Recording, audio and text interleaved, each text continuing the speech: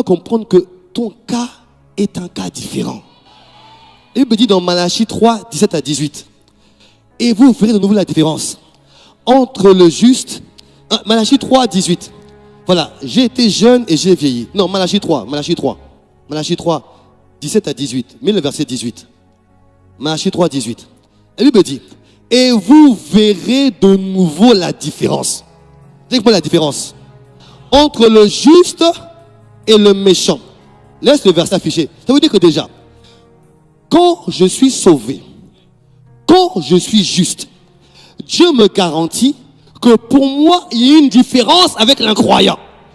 Ça veut dire il peut se passer tout ce qui se passe dans le pays, mais moi, mon cas est un cas différent. Dites-moi, mon cas est un cas différent. Dites-moi, mon cas est un cas différent. Dites-moi, première différence. Ça veut dire que déjà, quand tu es enfant de Dieu, entre toi et les autres, c'est pas la même chose. C'est pas les mêmes choses qui doivent arriver. Pour toi, les choses sont différentes. Pour toi, c'est différent. Mais j'ai tellement de témoignages à te donner. Pour toi, les choses sont différentes. Dis avec moi, différence. Histoire. Quand j'étais aux Antilles, à un moment donné, il y a une épidémie de chikungunya. Tu connais chikungunya? Il y a eu ça aussi ici. Il y avait une épidémie de chikungunya. Palu comment? C'est ça. Palu. Bon, ok, alléluia. C'était dans le quartier où j'habitais. Tout le monde était malade. Et à un moment donné, la voisine, on avait une maison, nous on habitait là, la voisine habitait là. Elle vient voir ma femme parce qu'elle dit, Sita, c'est bizarre. Dans le quartier là, tout le monde est malade. Mais il n'y a que nous deux qui ne sommes pas touchés par le chikungunya. Quand ma femme m'a conté, je dis, mais c'est normal. Mon cas est un cas différent. Mon cas est un cas différent. Il peut y avoir épidémie, mais mon cas est un cas différemment. Il peut y avoir pénurie, mais mon cas est un cas différent. Il peut y avoir blocage, mais mon cas est un cas.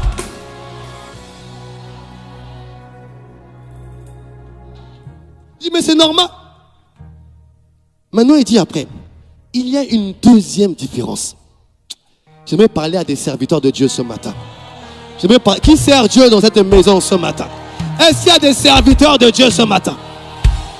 Il y a une première différence que Dieu fait entre ses enfants et les incroyants. Mais il dit qu'il y a une autre différence supérieure. Celui qui sert Dieu et celui qui ne sert pas Dieu. Et que quand tu sers Dieu, tu as droit à des ressources différentes. Parce que tu es son serviteur, tu as droit à la ressource santé, à la ressource paix, à la ressource provision financière, à la ressource tu as droit à des ressources parce que ton cas est un cas. Tu dois être heureux de servir Dieu. Mais pourquoi parfois je sers Dieu mais je ne vois pas la différence? Parce que c'est un problème de système de pensée. Comment tu penses? Comment tu penses? Je dis que je serve Dieu aux Antilles, en France ou ici. C'est pas le pays que je sers, c'est pas là où je sers qui est important. C'est qui je sers qui est important. Les ressources d'un ambassadeur ne dépendent pas du pays où il habite, dépendent du pays qu'il a envoyé.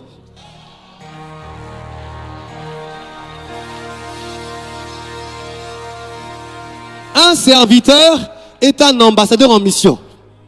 Ça veut dire que mes ressources ne dépendent pas de là où je vis. Mes ressources dépendent de celui qui m'a envoyé. Et j'ai une bonne nouvelle pour toi. Ce n'est pas le Congo qui t'a envoyé. Ce n'est pas la France qui t'a envoyé. Ce n'est pas les US qui t'ont envoyé. Ce n'est pas Israël qui t'a envoyé. C'est le royaume des cieux qui t'a envoyé en mission ici-bas sur la terre. Mais donne-moi Mohamed. Il y a une différence. Ça veut dire que moi, mon cas est un cas différent. Parce que je sers Dieu, il y a des choses qui ne peuvent pas être mon partage. Si elles le sont, ça ne va pas durer longtemps. Pourquoi? Mon cas est un cas différent. Mais tout dépend de ton système de pensée. Je parlais aux commerçants de l'église. J'ai dit aux commerçants de l'église, les commerçants, je veux dire, écoutez, on peut vendre la même chose, mais on ne sert pas le même Dieu. Votre cas est un cas différent. Ton cas est un cas différent. Récemment, une maman de l'église me donnait un témoignage. Elle vend du bissap au marché. Et là où elle vend, il y a plusieurs vendeurs de bissap. Mais quand je lui ai partagé cette parole que je te partage, que mon cas est un cas différent, ça l'a tellement marqué, elle a tellement médité qu'elle est devenue tellement consciente. Elle est arrivée au marché. Là où tout le monde vendait à 100 francs, elle vend à 200 francs. Non seulement elle vend à 200 francs, mais là où elle vend à 200 francs, elle finit toujours son stock avant tout le monde. Est-ce qu'il y a un commerçant ici? Que tu connaisses, aïe, que tu sois visité en premier. En premier. Elle me dit que... Elle me dit, pasteur, on est tous là, on vend tous la même chose. Moi, je vends plus cher. Et quand les voitures s'arrêtent, ils viennent directement dans mon stand. Et mon stand est toujours fini avant tout le monde. Donc mes journées finissent plus tôt, je peux rentrer. Mais ça, c'est le fruit d'un système de pensée où partout où je suis, je ne conçois pas d'être traité comme tout le monde. Je ne conçois pas qu'on me traite comme que de vivre. Je ne conçois pas ça. Mais si je dois te donner le nom, veuillez prendre quelques instants. Veuillez prendre quelques instants. Est-ce qu'on peut avancer ensemble? Est-ce qu'on peut avancer un peu? Et tu vois, quand l'apôtre Yves en parlait, la pensée qui m'a animé, c'est de voir comment on peut faire. Mais je n'ai pas toujours été comme ça. Hein. Je n'ai pas toujours été comme ça. Je me souviens quand j'ai commencé le ministère, quand on m'a envoyé, la première fois que je suis parti en mission en Martinique, je suis arrivé, l'apôtre Yvan avait semé, quand je suis arrivé, quand je commençais l'œuvre, on avait une salle, j'avais une dizaine de personnes qu'on avait gagnées, avec des situations particulières. Non, voilà, il faut préserver les gens. Et je me rappelle, le premier mois de loyer a été payé par l'apôtre Yvan, par le PP. Il a fait son offrande, il a semé le premier mois de loyer. Donc, le premier mois et demi de loyer, c'est important. On était au mois d'août, donc on a payé le mois d'août. Maintenant, septembre arrive.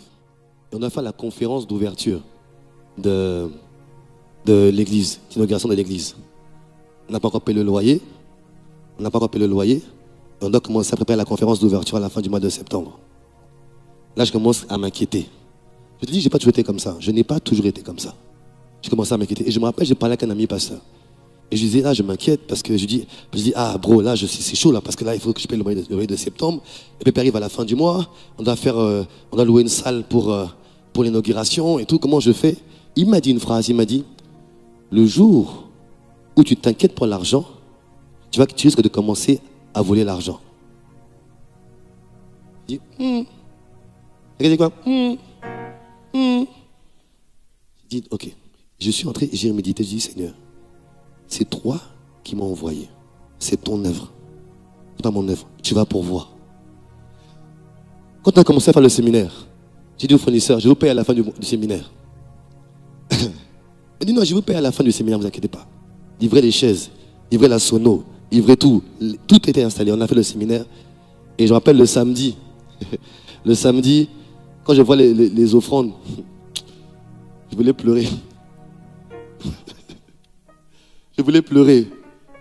Et j'ai dit, mais qui m'a envoyé faire ça? Je voulais pleurer. On devait peut-être payer plus de 20 000 euros contre le loyer, etc. Je dis, Seigneur, c'est ton œuvre. Je dis ça, mais je tremblais. Hein. Puis, je rappelle, le PP me regarde, il me dit, mais alors, tu en es où avec tes... Je dis, ah, c'est assez chaud. Il me dit, je dis, ah, c'est assez chaud. Bref, il dit, t'inquiète pas. Le dimanche, il a fait un appel. Non seulement on a couvert les frais, on a commencé à s'acheter du matériel. Et aujourd'hui, 14 ans après, nous avons l'église la mieux équipée des Antilles Guyane françaises. Ils ont l'église la mieux équipée. Je ne sais pas comment te dire. On dit que c'est une petite île, mais ce qui arrive à l'église, même moi je suis choqué. Mais c'est arrivé parce que j'ai commencé à construire un système de pensée. Au fil du temps, où je me dis qu'il y a des choses qui ne sont pas possibles pour moi. Et tu dois avoir la même mentalité. Mais notre vie doit être une vie de miracle. Je dis que ta vie doit être une vie de miracle. Il faut que le miraculeux devienne ton naturel quotidien. Et en fait, il faut que tu comprennes que, à l'instar de Jésus-Christ, ma vie doit être une vie de miracle régulièrement. En permanence, je dois vivre des miracles. Je dois comprendre que, comme la terre entière sur la puissance du malin, je dois vivre une vie au-dessus de la puissance du malin. Dans le miraculeux. Est-ce que quelqu'un me suit?